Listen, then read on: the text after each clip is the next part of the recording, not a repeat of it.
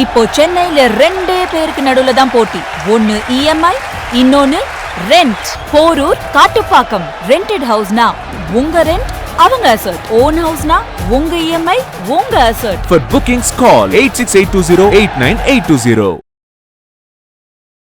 நம்ம ஊரில் நம்ம அம்பேத்கர் எந்த அளவுக்கு சட்டத்துக்காக போட்டுறோமோ அந்த அளவுக்கு லூப்போலும் அவர் தான் வச்சுருக்காரு. எந்த சட்டம் தண்டனை கொடுக்குதோ அந்த சட்டம் காப்பாற்றுறதுக்கும் வழிவகுக்குது. பாலியல் பண்ணுறவங்களை கொல்லணும் அப்படின்ற மாதிரி நம்மள மாதிரி ஆட்கள் சொல்லுவோம்.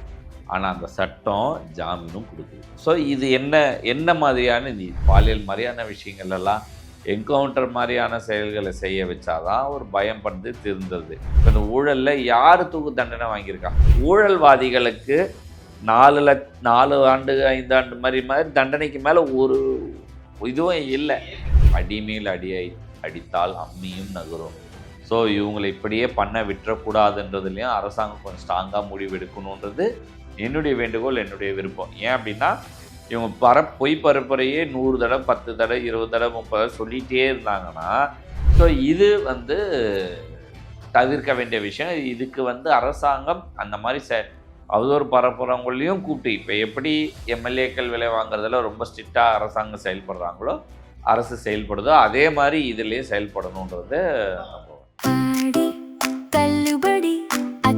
பேரும் அல்லம்படி 6 முதல் 60% வரை ஆடி தள்ளுபடியுடன் சூப்பர் சரவணா ஸ்டோர்ஸ், சென்னை, மதுரை, கோவை.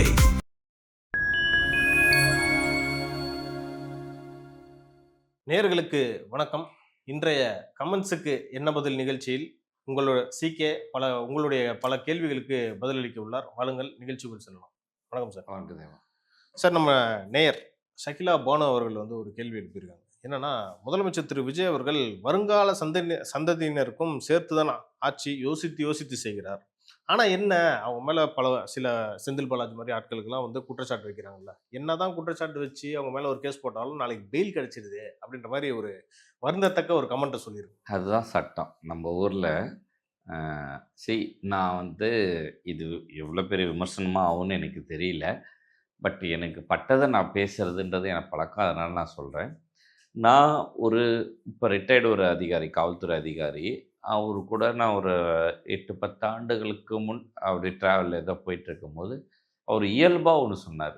நம்ம ஊரில் நம்ம அம்பேத்கர் எந்த அளவுக்கு சட்டத்துக்காக போட்டுறோமோ அந்த அளவுக்கு லூப்போலும் அவர் தான் வச்சுருக்காரு.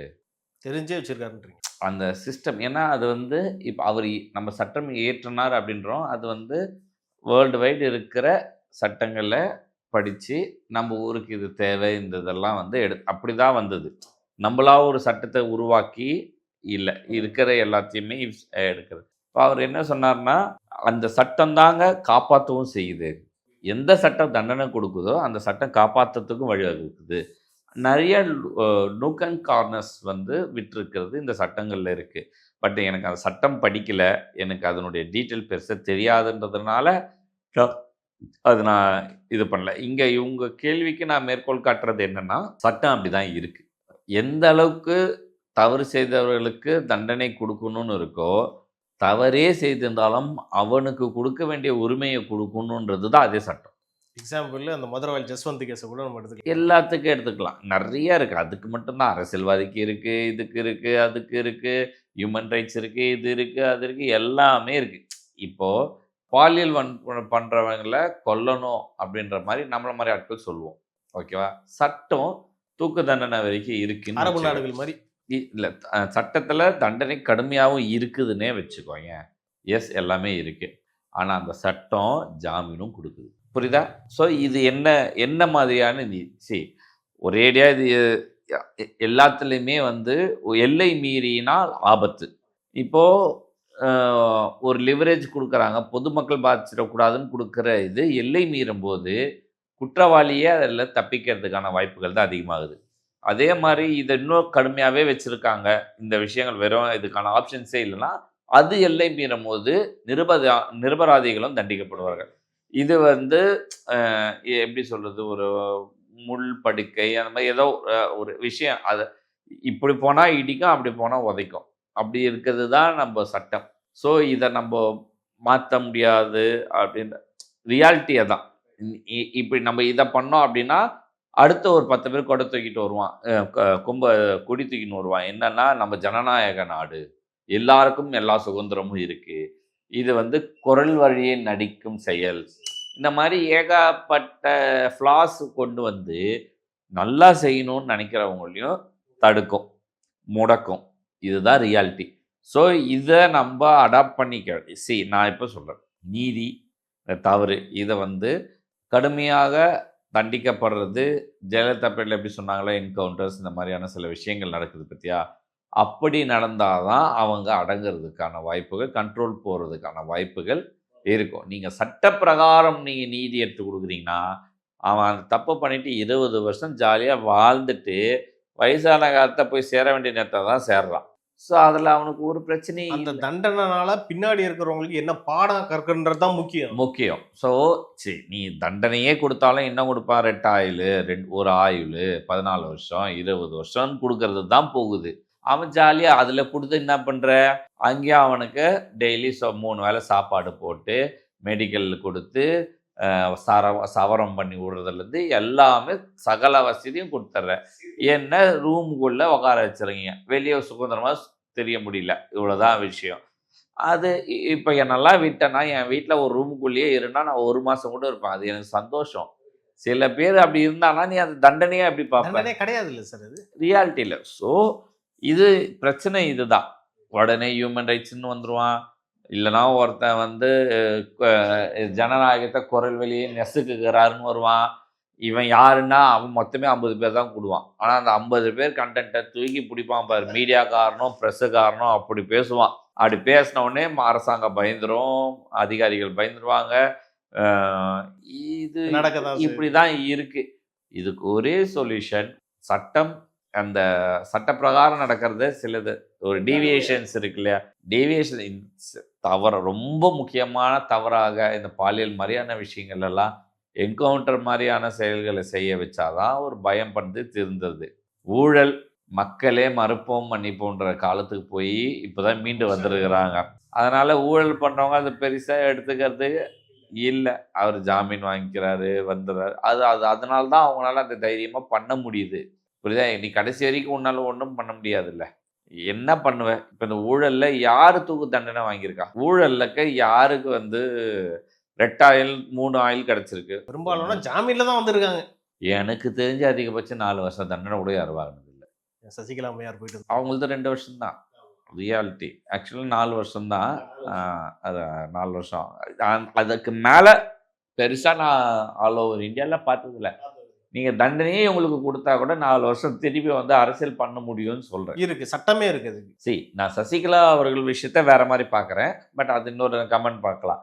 ஏன்னா ஜெயலலிதாவாக அந்த இடத்துல பலிகடாவாக திமுகவால் நடக்கப்பட்ட ஒரு சதி வலைகள், சதி செயல்களில் நம்ம இன்னைக்கு 2Gயில் அவங்க குடும்பத்தில் 1.25 லட்சம் கோடி ஊழல்னு பேசியிருக்காங்க. இவங்களது பேசுனது இவங்க அதிகபட்ச வருமானத்துக்கு அதிகமாக சொத்துன்னு சொன்னது 50 கோடி.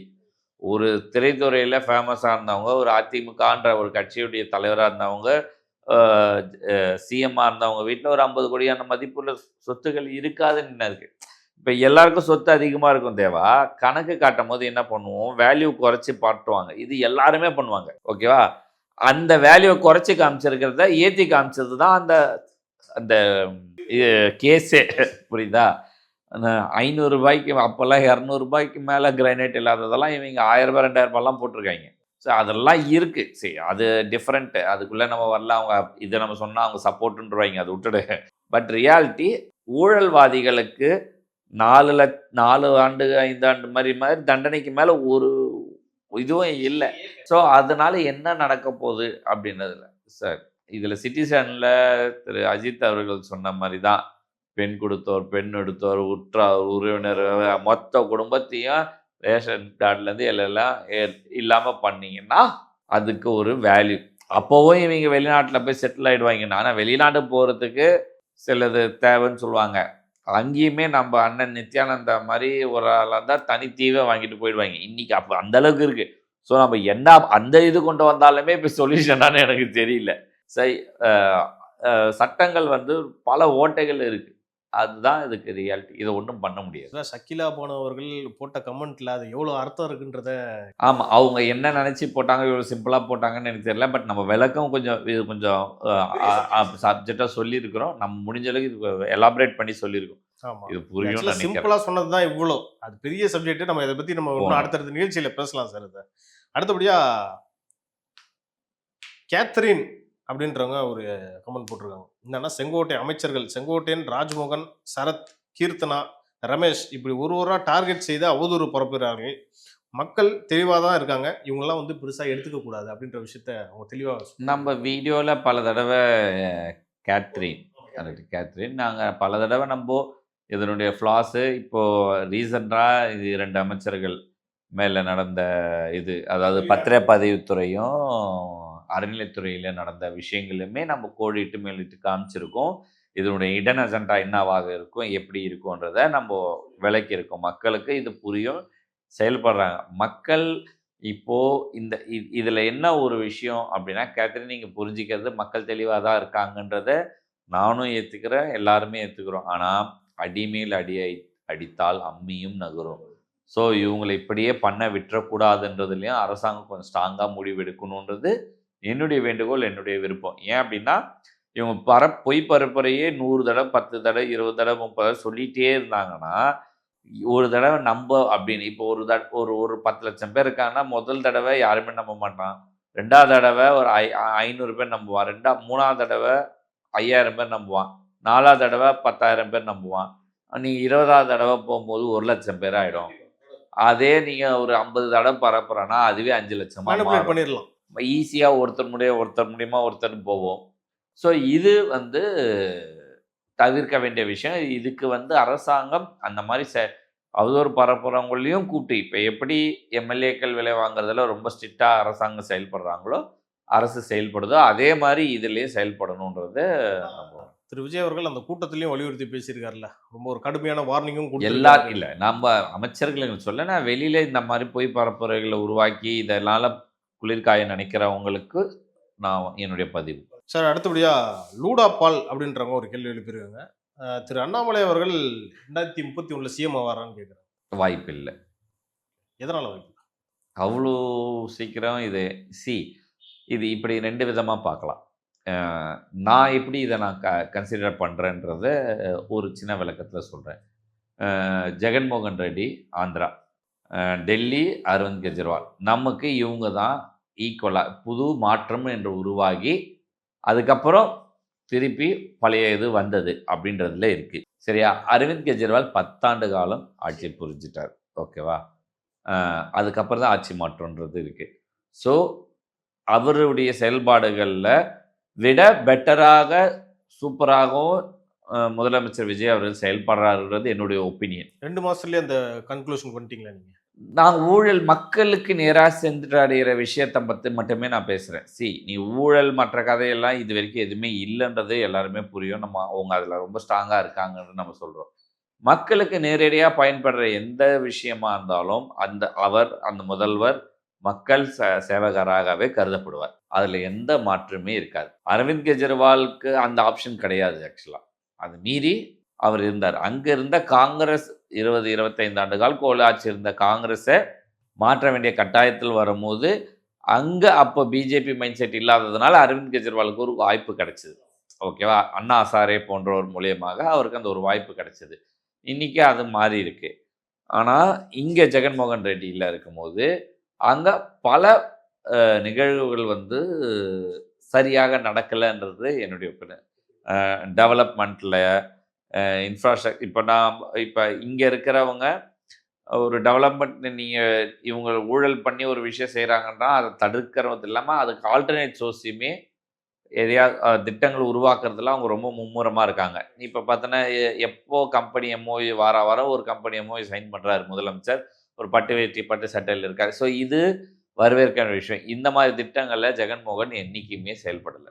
வெறும் ஃப்ரீஸ் கொடுக்கறத மட்டுமே ஃபோக்கஸ் பண்ணி நம்ம பண்ணிடலான்னு ஒரு திட்டம், கிட்டத்தட்ட ஸ்டாலின் பண்ண மாதிரி அப்படி கூட இருக்கலாம். ஓகேவா? அப்படி செயல்பட்டதுனால ஒரு எழுச்சி உருவாகி வந்தது. அங்கே ரெட்டிஸ் நாயுடுஸ்னு ஒரு பிரச்சனைகளுமே அங்கே இருக்குது. அதில் எப்போவுமே ஒரு அப்பரண்ட் இவங்க எடுத்தால் ஒரு அப்பரண்ட் அவங்க வருவாங்க, எல்லாரும் கன்சல்டேட் ஆகும். இப்படி ஒரு இதில் இருக்குது. அங்கே எல்லாரும் விருப்பப்பட்டு மாற்றம் வர வேண்டியதுனால சந்திரபாபு நாயுடு பண்ணிட்டார். இப்போது இங்கே தமிழ்நாட்டுக்கு வருவோம். இப்போ இம்மிடியட்டாக மாற்றுறதுக்கான எந்த ஒரு ரிக்குவயர்மெண்ட்டுமே தமிழ்நாட்டில் தேவைப்படல. நான் ஏன் அதை இன்னும் ஸ்ட்ராங்காக நீங்கள் 2 மாதத்துலேயே முடிவு பண்ணிட்டீங்கன்னா, இவங்கள எல்லாமே ஃப்ரெஷர்ஸ். இந்த ஃப்ரெஷர்ஸ் இந்த 2 மாதம் எப்படி நடந்துக்கிட்டாங்கன்னு ஒன்று இருக்குல்ல, அதுவே அடுத்த ஒரு 4.25 ஆண்டுகளுக்கு ஒரு எடுத்துக்காட்டாக கொண்டு போகிறதுக்கு வாய்ப்பு ஒரு இருக்கு. போன சொத்துக்கு ஒரு சோறு பதன்ற அதில் முதலமைச்சர் நேற்று கொடுத்துருக்க ஒரு ஸ்டேட்மெண்ட்டை வந்து நம்ம வீடியோலையுமே பேசியிருப்போம். அமைச்சரவை கூட்டத்தில் எல்லாருக்கும் வார்னிங் கொடுத்து இப்படி தான் செயல் பண்ணுன்றது ஓப்பன் வார்னிங்காக செய்திகளில் வர அளவுக்கு கொடுக்குறாங்க. நீ க்ளோஸ்டு டோரில் வார்ன் பண்ணுறதுக்கு அதெல்லாம் இல்லை.